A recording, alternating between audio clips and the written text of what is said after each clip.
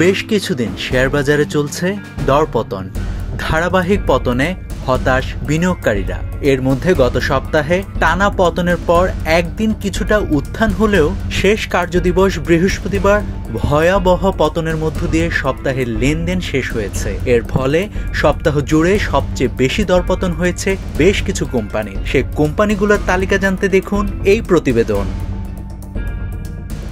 গত 9 থেকে 13 November Dhaka stock exchange লেনদেনে অংশ নেওয়া প্রতিষ্ঠানগুলোর মধ্যে ডিএসইতে টপ 10 লুজারের তালিকার মধ্যে আছে প্রগতি লাইফ। তাদের শেয়ার দর কমেছে 37.41%। এরপর যথারীতি ফিনিক্স ফাইন্যান্স 32.14%, আনোয়ার গ্যারভাইজিং 31.39%, নুরানি ডাইং 29.41%, অ্যাপোলো ইস্পাত 28.57%, Regent textile 28.57%, prime finance 27.78%, first finance 17.06%, pay leasing 27.03% এবং লাভেলোর 26.72% দর কমেছে।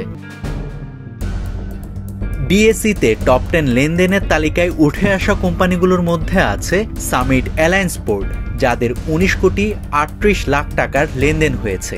এরপর আনোয়ার গ্যালভানাইজিং 14 কোটি 92 লাখ টাকা, ওরিয়ন ইনফিউশন 11 কোটি 89 লাখ টাকা, সিমটেক্স ইন্ডাস্ট্রিজ 8 কোটি 95 লাখ টাকা, বাংলাদেশ শিপিং কর্পোরেশন 8 কোটি 69 লাখ টাকা, স্কয়ার ফার্মা 8 কোটি 50 লাখ টাকা, ডমিনেস স্টিল 8 কোটি 50 লাখ টাকা, মনস্পুল পেপার ম্যানুফ্যাকচারিং 8 কোটি 42 লাখ টাকা, খান ব্রাদার্স 7 কোটি 65 লাখ টাকা এবং রানার অটোমোবাইল 7 কোটি 3 লাখ টাকা। সপ্তাহটিতে ডিএসইতে টপ 10 গেইনারের তালিকায় কোম্পানিগুলোর মধ্যে আল আরাফা ইসলামী ব্যাংকের শেয়ার দর বেড়েছে 10.69%, রানার অটোর 6.43%, অ্যাপেক্স স্পিনিং এর 4.62%, ইবনে সিনার 3.75%, শাহজিবাজার পাওয়ারের 3.49%, আইবিএল পারপেচুয়াল বন্ডের 2.41%, শাহজালাল ইসলামী ব্যাংকের 2.41%, ডোরিন পাওয়ারের 2.30%, জাহিন টেক্সটাইলের 2.13% এবং ইফাত অটোসের 2.13% শেয়ারের দর বেড়েছে। নাভিদ হাসান, সোনালী নিউজ।